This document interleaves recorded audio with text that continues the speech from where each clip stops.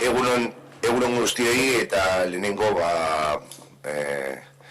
eskatzea barkamenak eta gela prestaturik gabe zegoela, eta, bueno, distantzia mantendu behar dugu, uste dut horrela ondo antolaturik gaudela, baina barkamena hori ez egotea prestatuta bere lekukoa bakoitzak.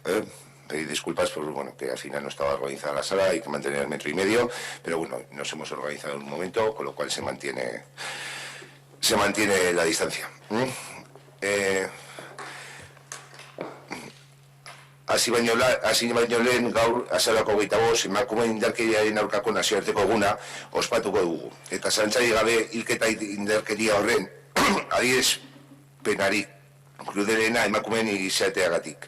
Aurten eragildako 40 emakumeak eta estatistikan agertzen ez diren guztiak oroitzeko eta omentzeko 2 minutuko isilgunea egingo dugu pankartaren atzean. Hoy, 25 de noviembre, celebramos el Día Internacional para la Eliminación de todo tipo de violencia contra las mujeres. Y sin duda, el asesinato de la expresión más cruel de esta violencia por el hecho de ser mujer. Como recuerdo y homenaje hacia las 40 mujeres asesinadas este año y todas las que no aparecen en las estadísticas, vamos a realizar 2 minutos de silencio en la balconada detrás de la pancarta. Eskerrik asko, orain bai, osoko bilkurari hasiera emango diogu, honeko gai zerrendarekin.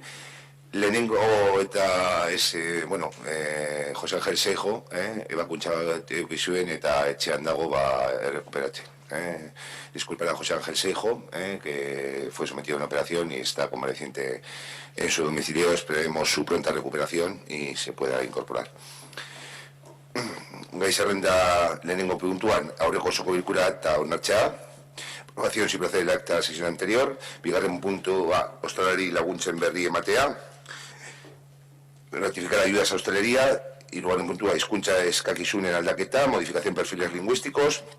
Laugarren puntua, 2020ko productivitate instrukzioa, instrucción de productividad año 2020. Bosgarren puntua, aurrekontu aldaketaren expedientea, modificación presupuestaria. Seigarren puntua, larrarea 77 en calificación jurídico aldatzea, cambio de calificación jurídica del terreno de larrarea 77. Zazpigarren puntua, UP bat bi Izamega plan berezia behin betiko onartzea, aprobación definitiva del plan especial UP 1-2 de Izamega.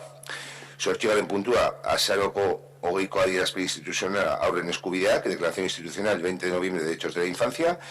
Bederatzigarren puntua, azararen 25ko adierazpen institucional género indarkeriaren aurka, declaración institucional 25 de noviembre contra la violencia de género. 11garren puntua, indarkeria matxistaren aurrean erakunde erantzuna eramateko protokoloa.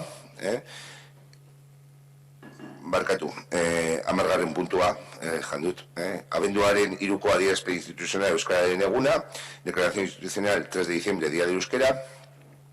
11garren puntua, indarkeria matxistaren aurrean erakundeak erantzuna emateko protokoloa, protocolo de respuesta institucional ante los casos de violencia machista.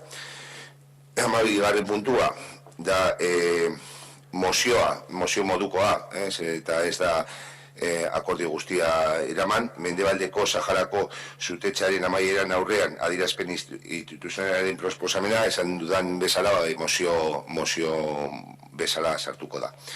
Propuesta de declaración que se va a tramitar como una moción ante el fin del alto al fuego del Sáhara Occidental. 13garren puntua, dekretu eta kontu ematea, dación de cuentas y decretos. 14garren puntua, galdeak eta bestelakoak, ruegos y preguntas. Zer, gai zerrendari buruz.